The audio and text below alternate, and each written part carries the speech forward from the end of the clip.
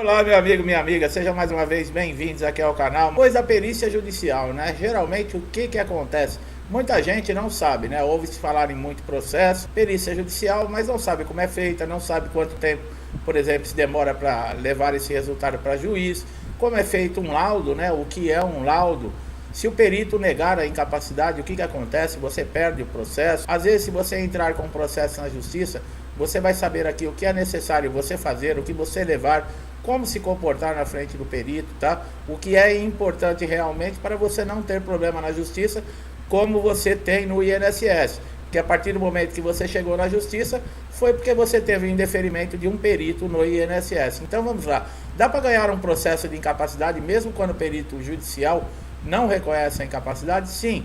É possível ter sucesso num pedido, por exemplo, de incapacidade temporária ou uma incapacidade total e permanente, né? Seria uma aposentadoria por invalidez, mesmo quando o laudo judicial ele é totalmente desfavorável, tá? Existem diferenças entre peritos, né? Tanto do INSS como o perito judicial, né? O perito do INSS ele é um servidor contratado, tá? O perito judicial ele é nomeado, né, pelo juiz dentre os profissionais cadastrados, né, no judiciário, sem vínculo administrativo com o INSS. Quer dizer, só dele não ter vínculo com o INSS já traz uma credibilidade muito maior, né, pessoal? Porque seria terrível, né? Um funcionário, como nós vemos nos peritos do INSS, o funcionário vai decidir de acordo com o parecer dele, se é a favor da empresa ou se é a favor do segurado. Para quem que vocês acham? Se a batata assar, o circo apertar para ele, para que lado que você acha que ele vai? Ele vai para o lado do patrão, né, que paga o salário dele, ou ele vai para o lado lá do segurado, que aparece lá uma vez, né, que ele nunca viu na vida, para ter aí, por exemplo, uma decisão dele, se é favorável ou desfavorável. Então, o perito judicial, por não ter vínculo com o INSS, isso já dá uma credibilidade muito maior, tá? A perícia feita no INSS é realizada geralmente por um clínico geral, tá? Ou de uma outra especialidade. A perícia médica judicial é feita por um médico especializado, nomeado pelo juiz, né, para determinado processo. Que o juiz sabe, por exemplo, se for um problema psicológico, um problema ortopédico, o cardíaco, ele vai tentar nomear um perito, no caso no processo, especialista nesse problema de saúde que esse segurado está, né? Mas a especialização não é a única diferença entre as perícias, tá? O procedimento em si, ele apresenta diferenças. O médico perito é profissional responsável por esclarecer dúvidas técnicas e científicas, né, de uma demanda judicial, por exemplo, do INSS na área da saúde aí do segurado. Quando é nomeado pelo juízo, né, para auxiliar na definição do processo, o médico deve emitir um laudo, né, pericial que apresente provas para o juiz, para que ele possa, né, dar um parecer final no caso.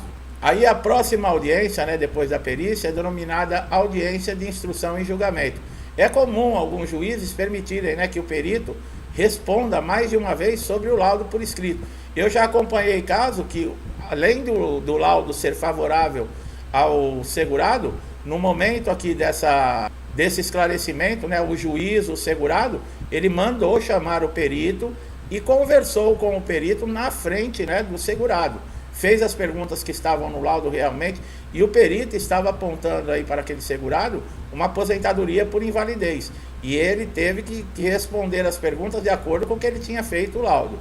Quanto tempo leva, né, para o juiz dar uma sentença depois de uma perícia judicial? Bom, o artigo 226, né, do Código de Processo Civil estabelece aí 30 dias para proferir uma sentença após instruído, né? Todas as provas já foram produzidas. O juiz poderá prorrogar esse prazo por igual período, ou seja, por mais aí 60 dias, né? Contudo, na prática não é assim que acontece. O magistrado ele não tem, por exemplo, tempo determinado para ele dar uma sentença, tá? Ele vai aí analisar os autos, os elementos, juntando aí, por exemplo, a perícia judicial. Pode ser que, será que ele pode desconsiderar ou não esse laudo? Nós vamos ver aqui para frente, tá? Como é um laudo pericial judicial, né? A gente fala de processo, fala de perícia judicial, mas não fala, né? No laudo, o perito deve apresentar sua fundamentação em linguagem simples e coerência lógica, indicando como alcançou as suas conclusões. Quer dizer, ele não pode colocar ali o que ele quiser. Ele tem que justificar, tá, o diagnóstico que ele está dando ali. É vedado ao perito ultrapassar os limites de sua designação. bem como emitir opiniões pessoais que excedam o exame técnico ou científico, né, do objeto da perícia. Olha aí, ele não pode de maneira alguma, nesse caso que eu falei que o juiz chamou o perito na frente do segurado para responder algumas perguntas, ele tem que ser técnico ali, tá? Ele não pode falar, eu acho que ele está com algum problema, ou acho que ele não tem problema. Não, ele tem que ser técnico. Não, ele me apresentou um laudo, ele tem, por exemplo, um problema cardíaco, nós analisamos, avaliamos, e o exame tal, assim, assim, assado, negou que ele tem algum problema, ou então confirmou realmente, né, a suspeita. É assim que deve proceder. Nunca ele falar, eu acho. O juiz não quer a opinião do perito, ele quer um laudo técnico e científico, tá? Então é assim que é um laudo judicial, tá? Diferente do INSS, como eu falei, né? Às vezes alguns peritos ali, eles fazem um laudo de acordo com o desejo do patrão, né? O que fazer se o perito judicial negar a incapacidade, né? Dá para ganhar um processo de incapacidade mesmo quando o perito não reconhece a incapacidade. É possível ter sucesso. Por quê? Nesses casos, o juiz ele pode se basear, mesmo o laudo do perito sendo desfavorável, ele pode aí tomar uma convicção dentro dos elementos que foram anexados nos autos. Quais são esses elementos? A documentação que você apresentou, pessoal. O laudo médico, o histórico cirúrgico, exames, relatórios, laudos de tratamento, receituários médicos, tudo isso. Se você já, por exemplo, ficou afastado no INSS, né, por algum auxílio-doença, por exemplo, a incapacidade temporária, e de repente foi negado seu benefício, quer dizer, se o INSS afastou é porque existia a incapacidade. Aí você entrou com o processo judicial, o perito judicial diz que não tem incapacidade. Quer dizer, o juiz ele pode tirar uma convicção e desprezar completamente esse laudo, tá? Por isso a documentação, como nós falamos, é muito importante, tá? Um laudo, por exemplo, ele deve ter o seu nome completo, o nome do médico, carimbo, CRM, assinatura, o CID da doença, um histórico, né, daquele momento que você está, como a sua saúde está naquele momento que foi feito o laudo. É uma lesão temporária? Precisar de quanto tempo, por exemplo, para se recuperar? É uma lesão total e permanente que incapacita você para a sua função ou para qualquer outra? Peça para o médico fazer esse histórico, para ele colocar isso no laudo. É importantíssimo.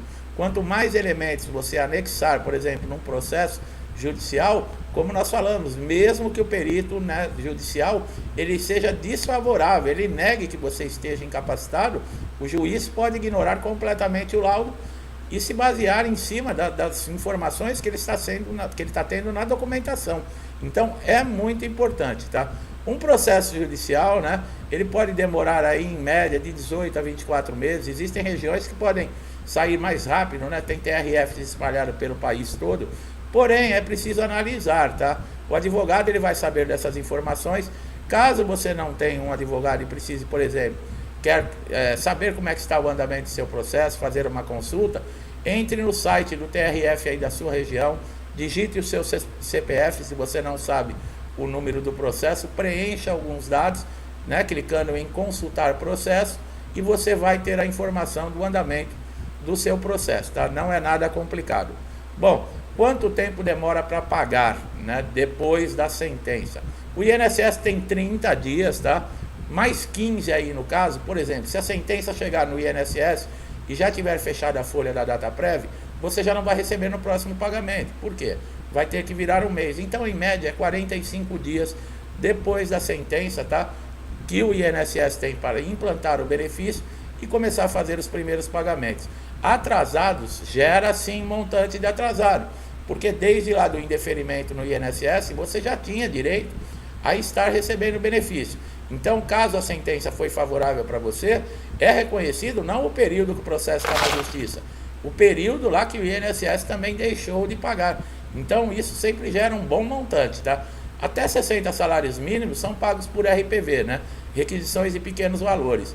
Elas têm mais ou menos em média aí 60 dias. Você vai receber uma carta da Justiça informando o banco, pode ser o Banco do Brasil, Caixa Econômica, o número da conta, o valor que está disponível e a data que você pode movimentar esse dinheiro. Nessa data você compareça à agência, né, portando um documento oficial, o RG, com foto, tem que ser original o documento, tá, pessoal? E acima de 60 salários mínimos já são pagos em precatórios, tá? Pode demorar até um ano, porque são títulos do governo. E o governo demora, em média, faz uma liberação uma vez por ano. Então, se tiver acabado de fazer a liberação e eles receberam a sua sentença, que é acima de 60 salários mínimos, você só vai receber depois de um ano ou até um pouco mais. Mas tudo corrigido, tá? Com juros e correção monetária. É isso aí, pessoal. São informações importantes. Muita gente ouve falar de perícia judicial e não sabe, né? Eu espero que nós tenhamos aqui esclarecido, tirado dúvidas, trazido esse conhecimento que é importante. Lembrando sempre, a documentação dentro da perícia judicial, ela é importantíssima. Não deixe de ter todos os documentos que comprovem aí, no caso, a sua incapacidade, tá? Como eu falei, o juiz ele não precisa aceitar o laudo, por exemplo, desfavorável, né? Que o perito judicial, se chegar a essa conclusão que você não está incapacitado, isso pode ter uma convicção através dos documentos.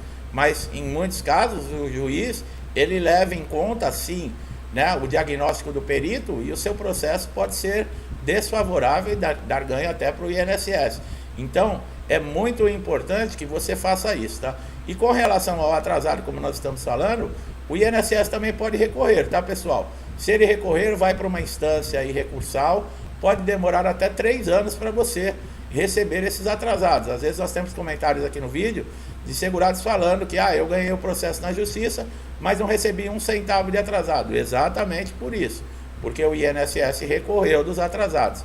Ele passa a receber o benefício, né, mas os atrasados, enquanto não resolver, né, esse recurso, deu a entrada, fica demorando, e pode demorar até 3 anos.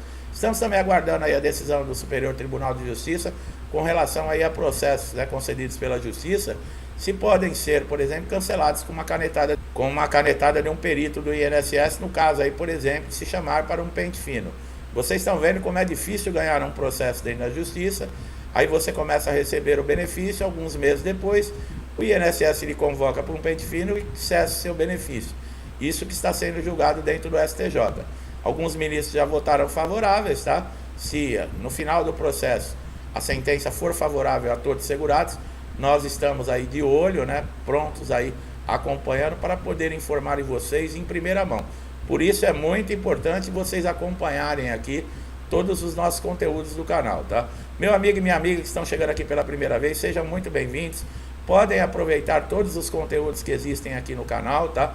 Conteúdos atualizados que já ajudaram muita gente. E eu tenho certeza que vão ajudar você também, tá? Gostou do nosso trabalho? Não deixe de dar um like aqui no vídeo, se inscrever no canal, ativar o sininho de notificação para sempre estar antenado e atualizado com os nossos conteúdos.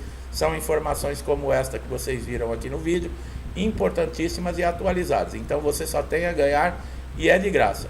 Meu amigo e minha amiga que já são inscritos, que me acompanham, incentivam, ajudam, compartilham o canal, meu muito obrigado. Deus que abençoe a sua casa, a sua vida, a sua família, com paz, saúde, harmonia, prosperidade, alegria.